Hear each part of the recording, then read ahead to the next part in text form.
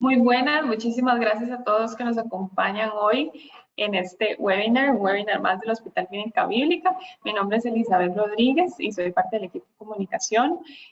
Bueno, tenemos hoy un tema muy interesante. Lo sacamos aquí al público porque justamente el 23 de julio el Hospital Clínica Bíblica es el patrocinador de la Clásica Internacional Santaneña.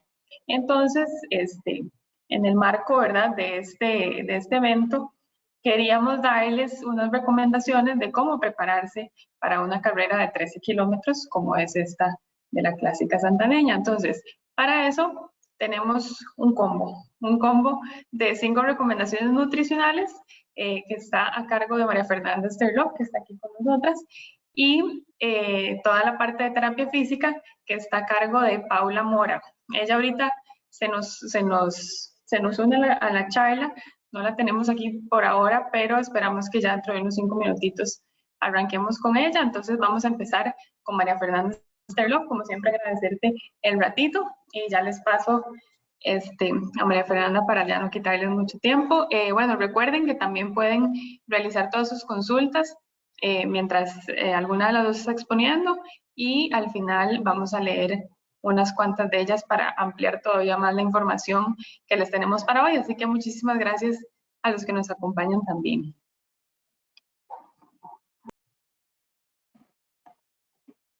Hola, muy buenos días. Entonces, hoy vamos a hablar sobre las recomendaciones nutricionales por mi persona, María Fernanda Sterloff Ortega, nutricionista. Entonces, esto es un tema muy importante donde nosotros debemos de tomar todas estas recomendaciones si nosotros queremos realizar una carrera, principalmente como lo es de 12 kilómetros. Entonces, son cosas que nosotros siempre tenemos que ir y analizar antes de hacerlo para poder dar nuestro mayor esfuerzo durante la carrera. Entonces, la primera recomendación es conocer la cantidad necesaria de carbohidratos necesarios antes de la carrera. Y aquí es muy importante primero aclarar que todas las personas somos muy diferentes y tenemos diferentes requerimientos.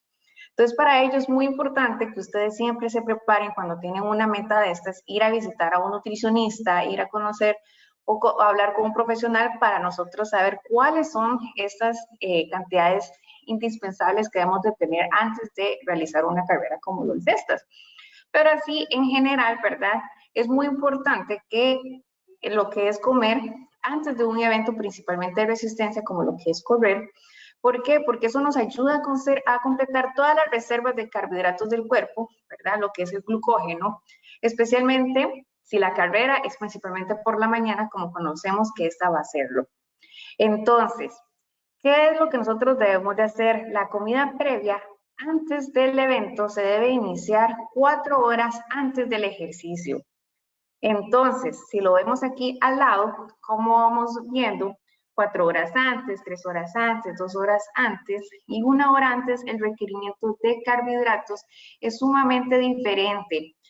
Horas antes, ¿verdad? Necesitamos una mayor cantidad, ¿para qué? Para ir rellenando todas esas reservas de glucógeno. Entonces, como es antes, nosotros podemos comenzar desde 4 horas antes, inclusive de la noche anterior. Entonces, ¿cómo nosotros podemos hacer esto? Nosotros al conocer nuestro peso, ¿verdad? Entonces, nuestro peso lo podemos multiplicar por 4. Entonces, eso es una regla. La regla siempre va de 4 a 1. 4 horas antes, 1 hora antes, 4 gramos de carbohidratos, 1 gramo de carbohidratos antes. Entonces, si estamos 4 horas antes, multiplicamos lo que es nuestro peso por los 4 gramos de carbohidratos. Entonces, eso depende mucho, ¿verdad? Entonces, todos tenemos pesos muy diferentes. Entonces, puede ser que necesitemos desde un carbohidrato, inclusivemente a 4, 3, dependiendo de lo que es nuestro peso, ¿verdad? Y es muy importante que nosotros tenemos que reducir al mínimo el riesgo de malestar gastrointestinal. ¿Por qué? Y esto es muy importante, saber nosotros cuál carbohidrato es el que debemos de comer, cuál es el carbohidrato que toleramos mejor. ¿Por qué? Porque eso es también algo que debemos de conocer. Ustedes esto tienen que practicarlo antes de hacer la carrera. durante sus entrenamientos, etcétera, para saber cuál es ese carbohidrato que nosotros toleramos perfectamente, porque hay mucha gente que dice, no, yo perfectamente puedo comer sólidos, yo puedo comerme un pancito, etcétera, pero otros dicen, no, yo totalmente no tolero, principalmente una hora antes de hacer esta actividad física, ¿verdad? Entonces, yo prefiero solamente líquidos o prefiero solamente como un coladito, y por eso es tan importante ponerlo en práctica antes de realizar este tipo de actividad física. Pero, ¿cómo nosotros debemos de escogerlos? Entonces, la recomendación es que tiene que ser mínima de fibra, porque esto es otras palabras para que no nos den ganas de ir al baño mientras estamos haciendo esta actividad o que me dé dolor, etcétera. Y principalmente sabemos que cuando hacemos este tipo de carreras a nosotros nos da un poco de nervios, ¿verdad? Nos da un poco de ansiedad, que eso también nos afecta mucho la parte gastrointestinal. Entonces, poner al mínimo de fibra, bajo en grasa y en proteína, porque ya que retrasan el proceso de la digestión y absorción, ya que puede ocasionar malestar gastrointestinal. Entonces, por ejemplo, bajo en fibra, en lugar de escoger un pan integral que contiene fibra, escoger un pan blanco. Entonces, recordar todo eso, no poner grasita, no poner mantequilla, no poner mantequilla de maní, ni nada de ese tipo de cositas, y también que sea bajito en proteína. Otra de las recomendaciones es hidratarse correctamente antes de la carrera. Entonces, muchas de las veces nosotros hacemos este tipo de actividad física y no damos nuestro mejor rendimiento. Y no puede ser porque no comimos antes, ¿verdad? Sino porque no nos hidratamos correctamente antes. Entonces, ¿cómo es lo que nosotros debemos de hacer? Se recomienda que todas las personas que realicen actividad física o atletas beban de 5 a 7 mililitros por kilo. Entonces, también es importante que ustedes conozcan su peso, porque todos son fórmulas. Entonces, si nuestro peso es 60 kilos, ¿verdad? Y nosotros sabemos, dependientemente, también tenemos que conocer las condiciones, como en Santana, ¿verdad? Entonces, claramente necesitamos mucho más cantidad de agua. Entonces, nosotros ahí escogemos los 7. Entonces, los 7 mililitros lo multiplicamos por nuestro peso y ahí tenemos la cantidad de mililitros que nosotros debemos de consumir antes. ¿Cuándo nosotros debemos de empezar a incorporarlas? También 4 horas antes o inclusive desde el día antes, ¿verdad? Y que estas también contengan sodio. ¿Por qué? Porque el agua no contiene sodio. Entonces, ¿cuáles son los que nos aportan sodio? Todas aquellas bebidas que contienen electrolitos. Entonces, es un momento importante que desde el día antes comiencen a hidratarse con electrolitos. Y ya acercándose la hora de la carrera, ahí es donde podemos ir disminuyendo un poquitito, de 3 a 5 mililitros por kilo de peso corporal. Y es muy importante que ustedes comprueben cómo está su orina antes de hacer esta actividad física. Si está muy oscura, sabemos que necesitamos un poquito más de cantidad de estas bebidas, o si está muy transparente, estamos sobrehidratados. Entonces tiene que estar de un colorcito amarillo, no intenso ni tampoco tan claro. Y claramente, otra de las recomendaciones sería hidratarse durante la carrera, porque muchos estamos tan ansiosos por llegar a la meta y dar todo nuestro máximo, pero se nos olvidan los pequeños detalles que pueden hacer gran diferencia, como es hidratarse durante la carrera. Entonces, deben tomar suficiente líquido para evitar la deshidratación sin sobrehidratarse. Tampoco la idea es sobrehidratarse, entonces también ustedes conocerse. Muy importante, todas las personas somos diferentes, saber cuánto es esa cantidad que nosotros necesitamos. ¿Por qué? Porque una deshidratación puede ser catastrófica, lo cual puede producir una tensión en el sistema cardiovascular y aumento de la temperatura corporal, que aumenta el riesgo de complicaciones por calor. Y sabemos que las condiciones de esta zona son muy calurosas, entonces tenemos que evitar al máximo un choque de calor. También es muy importante, como les indico, ustedes pueden hacerlo, pero también ir a un profesional para que conozcan su tasa de sudoración, para poder personalizar un plan que pueda satisfacer todas las necesidades específicas. Todos somos diferentes, muchas de las veces producimos más sudoración, ¿verdad? Entonces, si tenemos estas pérdidas de sodio, ocupamos al máximo evitarlas para evitar todas estas complicaciones que podemos tener. Y muy importante que ustedes estas estrategias de carrera de entrenamiento lo practiquen, que lo pongan en práctica antes de ustedes en todos los entrenamientos, ¿verdad? Para asegurar que ustedes puedan tolerar los líquidos sin problemas. Y por último, pues, es muy importante que también usen las bebidas deportivas que pueden proporcionar líquidos y electrolitos, como les decía, para evitar al máximo la pérdida de sodio y todos los electrolitos.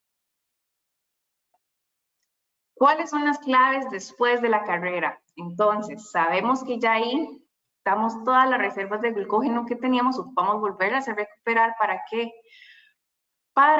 Principalmente para recuperarnos más rápido, ¿verdad? Y poder almacenar todo este glucógeno para ya después que no note el arratonamiento, la fatiga, entre otros. Entonces, ¿qué es lo que se debe hacer? Consumir de 20 gramos de proteína de alta calidad tan pronto como sea posible después de competir, ya que nos ayuda a recuperar todo el tejido muscular. Entonces, ¿cuánto es eso aproximadamente? Eso es como un bistec de carne, ¿ok?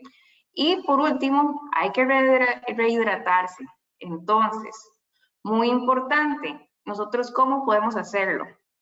Nosotros, al conocer nuestro peso, después de la carrera podemos pesarnos y ver cuántos kilos perdimos. Entonces, podemos tomar de 1 litro a 1,5 litros por cada kilo que nosotros perdimos de peso. Y eso sería. Muchísimas gracias. Ahora vamos a pasar con nuestra compañera Paola. Bueno, muchísimas gracias a María Fernanda por este contenido que nos acaba de regalar. De verdad que fue muy completo todo lo que nos explicó de la parte nutricional, y ahora vamos a entrar en la parte física, ¿verdad? En la parte de cómo nos preparamos físicamente para una carrera de 12 kilómetros, y para eso tenemos hoy con nosotros a Paula Mora. Ella es terapeuta física aquí del Hospital Clínica Bíblica, del Centro de Rehabilitación y Terapia Física, y le damos la más cordial bienvenida y muchísimas gracias, Paula, por tu ratito. Muchas gracias, María Fernanda. Un placer ayudarles en todo lo que se pueda y darles la información más acertada para que todos se cuiden y puedan disfrutar del evento de una manera correcta. Así es, Paula me va a ir diciendo cuando paso las filminas, así que voy a estar por aquí. Cuando quieras, Paula, puedes empezar. Y adelante. Ok, vamos a empezar un poquito sobre las recomendaciones generales para una carrera en general, pero digamos aquí estamos hablando de 12 kilómetros. Sin embargo, es importante que estas recomendaciones las tomemos en cuenta, que son para, en general, ¿verdad? Cualquier momento que nosotros nos veamos en una situación donde ya queramos introducirnos a una práctica deportiva, en este caso el atletismo, ¿verdad? Que vamos a estar usando el tema de hoy con los 12 kilómetros. Vamos a pasar a la siguiente. Importantísimo, la preparación. A veces nos vemos en el dilema, ¿verdad? De que las personas dicen, bueno, a mí me gusta correr, pero yo nunca he corrido, me la voy a jugar. Entonces, en este caso, no recomiendo para nada, ¿verdad?, que se aventuren a hacer una carrera sin haber tenido una preparación física.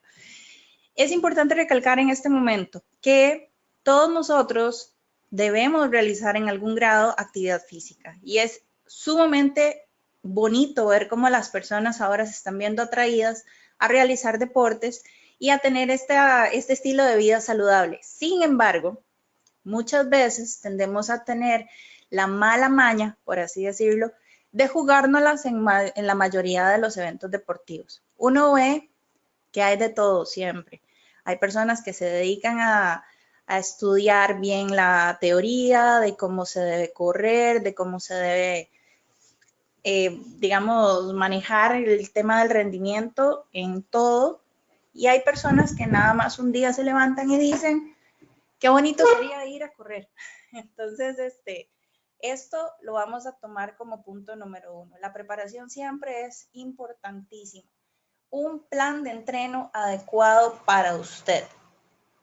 Ahora hay muchísima información a la mano, en internet, en YouTube. Entonces, no que sea malo, siempre y cuando usted lo tome adicional a un seguimiento con un entrenador, alguien que lo esté asesorando, porque esos son como decir, si yo estoy acostumbrada a hacer un ejercicio de, qué sé yo, de correrme 10 kilómetros todos los días, entonces yo hago ese plan de entrenamiento basado en mi capacidad, en mi potencia, en mis tiempos y en mis, por así decir, en todo lo que yo he venido trabajando para poder crear ese plan de entrenamiento. Entonces, si una persona que es principiante va a tomar ese plan y lo va a hacer suyo, obviamente puede encontrarse varios baches en el camino y puede tener problemas de lesiones. Y algo muy importante, que esto es algo que yo siempre se los comparto, tanto a los pacientes o a cualquier persona que esté creando el hábito de hacer el ejercicio, que no le juegue una mala pasada, la frustración, porque siempre nosotros decimos, bueno, qué bonito, sí, voy a hacer ejercicio, qué chiva, voy a poner a hacer ejercicio, me pongo a hacer ejercicio y me lesiono. Ve, es que a uno le dicen que tienen que hacer ejercicio, pero después yo hago y entonces me lesiono. Y esos son parte de los aspectos que hacen que las personas o hagan una práctica deportiva mal hecha o que se alejen del todo de esa práctica deportiva. Entonces busque asesoramiento, no se quede con cosas de solo internet, siempre estúdielos con base a sus capacidades. Después, no ponga en peligro su salud con entrenamientos extremos. También hay cosas, vamos de un lado al otro, ¿verdad? Cosas que nos llevan a extremos sumamente peligrosos, ¿verdad? Donde podemos poner en peligro nuestras articulaciones, nuestros músculos, inclusive nuestro sistema cardiovascular. Entonces, mucho cuidado con eso. Otro muy importante acá es un plan de ejercicio paralelo al entrenamiento que usted esté realizando. ¿Por qué esto es importante?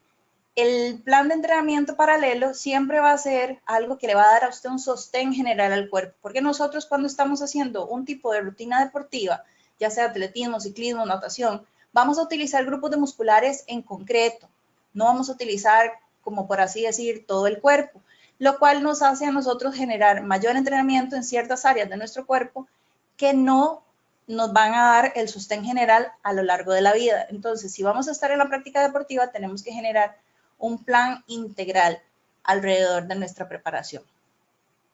Luego, la mecánica de las fibras musculares. El estiramiento es fundamental. Hay muchas personas que de repente se ponen a correr en seco, ¿verdad? No calientan y después cuando terminan la carrera o el ejercicio, ¡pum!, se sientan o se montan en el carro y se van. Esto es algo muy nocivo para las fibras musculares. Nosotros tenemos capas en nuestro cuerpo de tejidos y todos esos tejidos tienen que recibir el mensaje, por así decirlo, de que nosotros estamos entrando a un grado de actividad física, así como que ya nos estamos deteniendo y nos estamos quitando ya la carga que estábamos trabajando en el ejercicio o que ya estamos deteniéndonos. Y esto tiene que ser un mensaje que se le debe de enviar al cuerpo para que vuelva a entrar a la calma y se vaya enfriando adecuadamente. Luego, todos corremos diferente. Vigile su patrón de corrida. No todo el mundo corre bien y eso es importante entenderlo. Y todos tenemos patrones de marcha distintos, cosa que debemos prestar atención porque muchas veces podemos modificarlos y podemos entrenarlos de forma que podamos hacerlos más acertados. Cómo ponemos el pie, cómo corremos, el tamaño de la zancada, el ritmo que llevo, la postura, si estoy encorvado, si voy más bien muy recto y con el pecho muy afuera, si llevo adelantada la mandíbula, si la llevo muy atrasada. Todos esos son factores que se tienen que observar y son factores que se tienen que estudiar en orden de que usted pueda tener una actividad física que vaya de verdad a aprovechar y que vaya a disfrutar, porque la idea es poder hacer esto, tener los beneficios del ejercicio sin lesionarse. La siguiente, ¿no?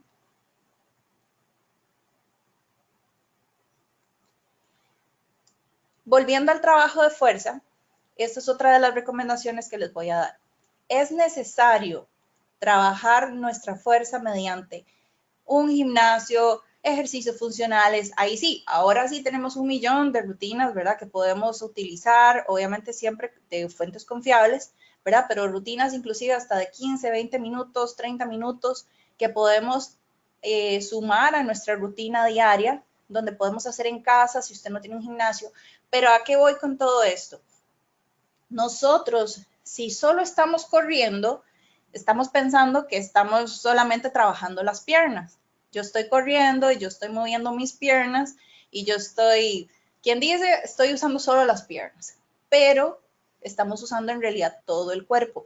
La onda expansiva del impacto que va a traer cada zancada y cada choque de talón sobre el asfalto nos trae a nosotros un impacto que sube, va como en ondas, subiendo desde las rodillas hasta las caderas, va por la zona lumbar, sube al pecho, sube a los hombros, sube al cuello hasta la base del cráneo. Entonces, ¿por qué es necesario tener un plan de fuerza, ¿verdad? Un plan de entrenamiento adicional a lo que ya hago con la corrida? Porque así yo le doy un mantenimiento muscular a todo mi cuerpo y así yo le doy sostén. Porque entonces cuando viene el impacto, yo tengo una musculatura que está fuerte, que está compacta, que me va a dar soporte a todas las demás articulaciones que se van a ver afectadas por el impacto que yo voy a sostener durante una cantidad de kilómetros mientras estoy corriendo. Después, no fatigue sus músculos ni los sobrecargue. La idea es disfrutar e ir avanzando en su práctica deportiva, no sufrirla. Hay un tema medio controversial con todo esto, ¿verdad? Del sufrimiento, y es algo que a mí me gusta siempre recalcarle a la gente. El famoso no pain, no gain. O sea, sin dolor no hay ganancia. Entendemos que hay grandes diferencias en los tipos de dolores que hay. ¿Hay dolor de entrenamiento? Sí. ¿Hay dolor de que después de que hice entrenamiento me duelen los músculos? Sí. Pero un dolor en el cual yo ya no me pueda mover, que terminé y no me temblaban las piernas y ya de verdad me tuvieron que llevar al carro, o de repente hacer una cantidad de ejercicios que no me permitan a mí continuar con el resto de mi día. Ese dolor es indicativo de que se nos pasó la mano. No estoy diciendo que del todo no debe haber dolor. Digo, obviamente vamos a estar utilizando nuestros músculos, va a haber un desgaste, va a haber un trabajo muscular. Esto requiere y amerita, pues, digamos, una respuesta de dolor. Sin embargo, cuando ya yo entro en el extremo de maltratar una zona muscular, de maltratar un grupo muscular solamente porque dije, no, démosle, porque si no duele no sirve, porque si no estoy sufriendo, entonces ¿de qué sirve? No, al contrario, su cuerpo es una máquina, su cuerpo hay que cuidarla. En ningún momento, ningún libro, ninguna teoría le va a decir a usted, maltrátelo porque así es como funciona. Al contrario, el cuerpo entra en un estado de defensa, entonces más bien lo que dice, no, aquí yo voy a usar mis reservas para proteger mis sistemas vitales, mis músculos para que no se desgarren. Entonces entramos en un estado inflamatorio y eso es lo que no queremos que nadie sufra, porque hemos tenido mucha, por así decir, mucho cruce de información. Tiene que sufrir, pero no debe sufrir. Eso es contrario. ¿Tiene que doler? Depende. Un dolor siempre va a ser indicativo de que algo no anda bien, de que algo está mal. No malinterpretemos el dolor con algo que tenemos que por así decir, sobreentender o que ya tenemos que asumir durante la práctica deportiva, porque no siempre es así. La siguiente.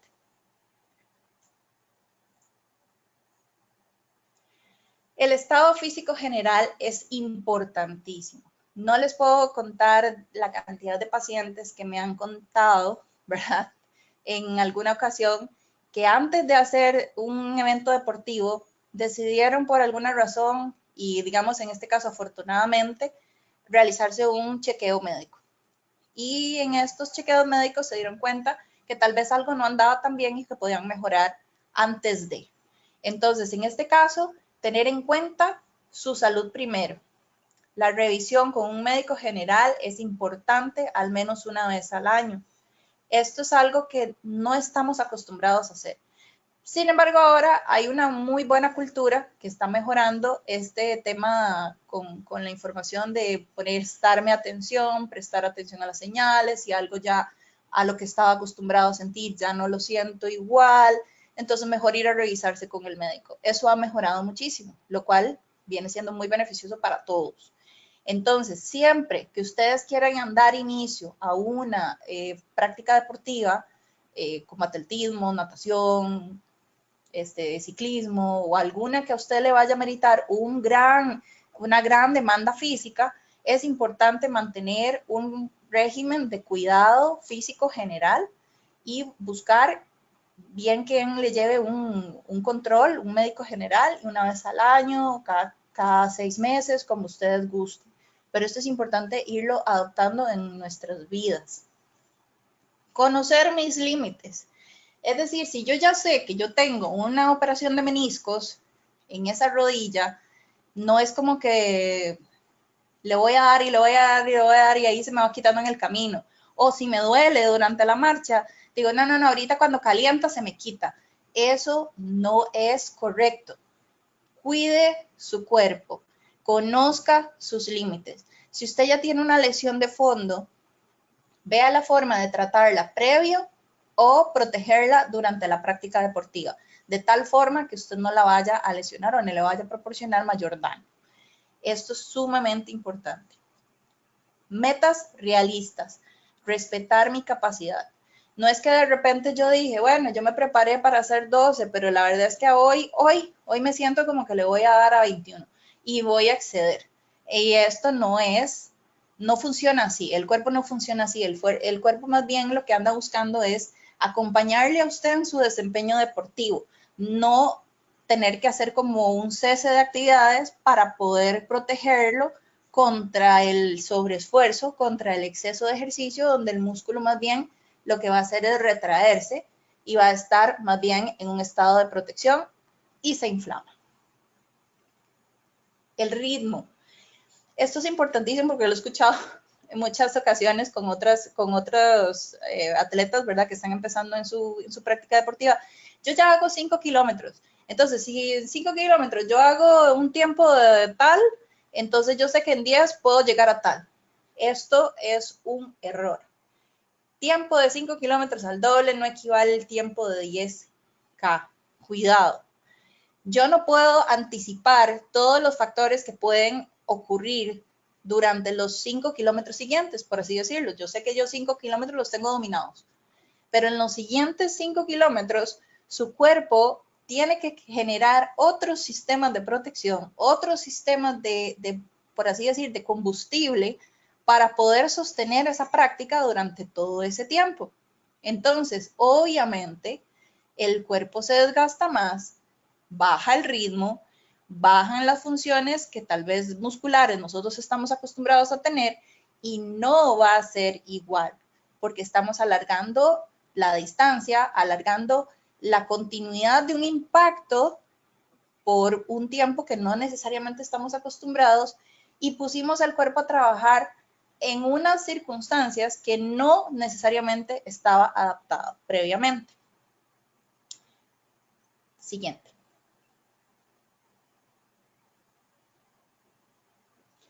El calzado. Esto es muy, muy importante y aquí me voy a detener un poquitito. No estrenar calzado el día de la competencia.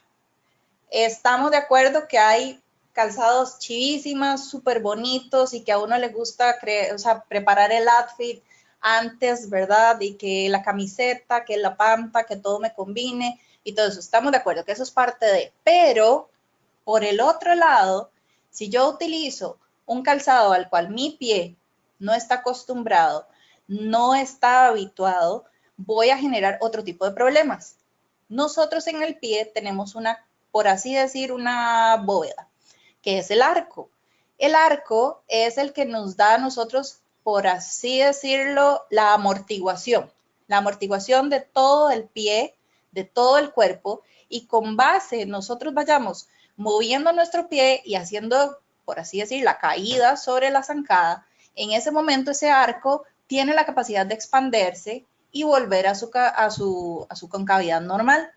Si yo estoy poniendo ya en estrés esta función de mi cuerpo, de mi pie, del arco, yo ya estoy trabajando bajo unas condiciones que ya yo utilicé un calzado para el entrenamiento, ya mi cuerpo se acomoda a ese, por así decir, al cushion, ¿verdad? Que tiene cada una de las suelas, ya yo lo asumí, ya mis músculos se habituaron. Eso es como los compensadores de un carro. Si usted le cambia un compensador que no es el que es a su carro, va a golpear, va a golpear, va a golpear y va a sonar horrible y le va a hacer daño al carro. Igual es con nosotros. Ustedes tienen que pensar que las tenis y el arco son sus amortiguadores. Si usted cercano al evento lo cambia, le está generando por así decir, un cambio estructural a su cuerpo del cual no viene acostumbrado a los previos días de entrenamiento. Entonces, cuidado, porque esto puede generar ampollas, puede generar roces en zonas donde usted no estaba acostumbrado a tener roces en su pie durante el entrenamiento. Entonces, aquí es donde nos vemos en problemas después de que a las personas se les hacen unas úlceras horribles en los pies, se les encarnan las uñas o se les caen las uñas más, ¿verdad? Porque eso por lo general pasa mucho durante el atletismo. Entonces, es importante tomar en cuenta que el calzado no puede ser nuevo durante la carrera.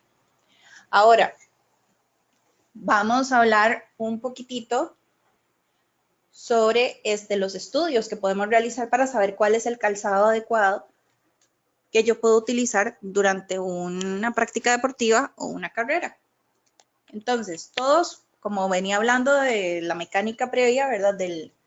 Del arco que nosotros tenemos a nivel plantar, todos tenemos diferentes formas de apoyar nuestro pie.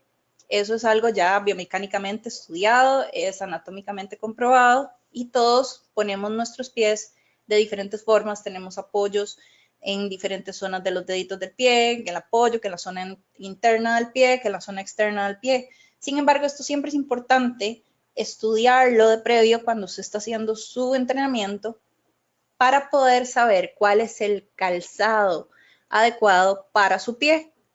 Porque si yo estoy utilizando un calzado que no es el adecuado para mí, yo estoy generando estrés en otras zonas del cuerpo que no necesariamente tendrían que estar sufriendo durante esa práctica deportiva. Entonces, el zapato es una herramienta a la hora de hacer su práctica deportiva que viene siendo fundamental que sea la adecuada para el momento en que usted la vaya a utilizar. Ahora, si ya se llegó el día, si ya tenemos, por así decirlo, ampollas, lesiones en nuestros pies, asegúrese, por favor, de protegerlas bien, de no utilizar el pie sin medias, porque yo sé que eso a veces es más cómodo para algunas personas, sin embargo, es más propenso a que se hagan este tipo de lesiones. Y si ya las tiene, por favor, protéjalas y no, y en el momento en que finalice la carrera, quítese los zapatos, ventile la zona, lávese bien para que prevengamos de cualquier otro tipo de infecciones. La siguiente.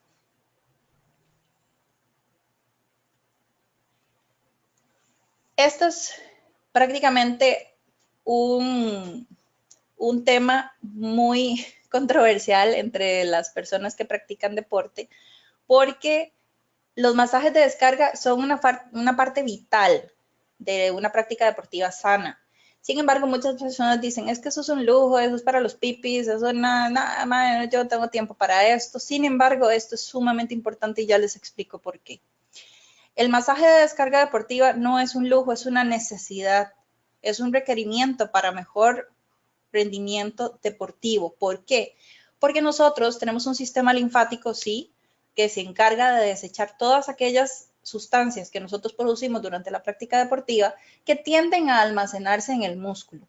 Y este músculo, por lo general, es una bomba, por así decir, es una bomba de entrada de circulación y de salida. Entonces, según yo mueva mi músculo, se convierten en zonas de bombeo, ¿verdad? Que yo ayudo a que haya mejor circulación. Sin embargo, hay líquidos o hay sustancias que no necesariamente salen en su totalidad a la hora de yo bombear mi músculo.